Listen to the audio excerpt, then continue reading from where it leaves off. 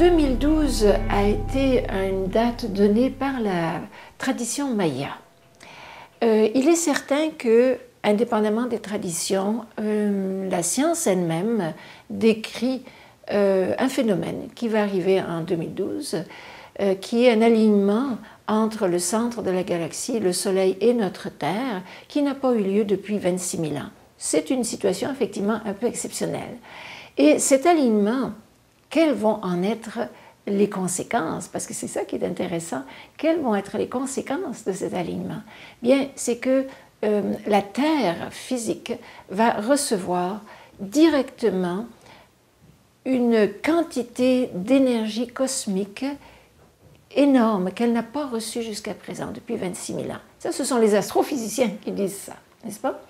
Alors, ça, au niveau scientifique, cela a aussi une conséquence au niveau énergétique et au niveau vibratoire et au niveau de la conscience. Cela veut dire que d'ici 2012, pas seulement l'année 2012, mais d'ici 2012, et nous sommes en plein dedans, nous recevons actuellement des énergies qui n'ont pas été disponibles à l'humanité depuis très très longtemps. Et c'est pour ça qu'il y a tous ces bouleversements sur notre planète.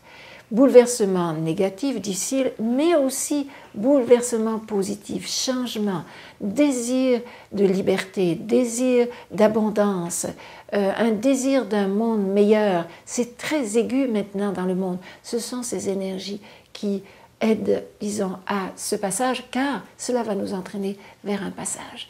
Donc, ce n'est pas l'année 2012 seulement, c'est les années avant 2012 dans lesquelles nous sommes, où il y a beaucoup de bouleversements déjà sur la planète, et les années qui vont suivre.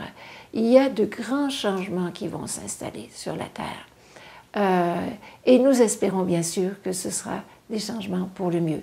Il faudra peut-être passer par des difficultés pour se réveiller suffisamment, mais j'ai confiance dans l'intelligence et le cœur des êtres humains, ou de certains êtres humains en tout cas, pour trouver des solutions qui vont nous permettre de créer un autre monde.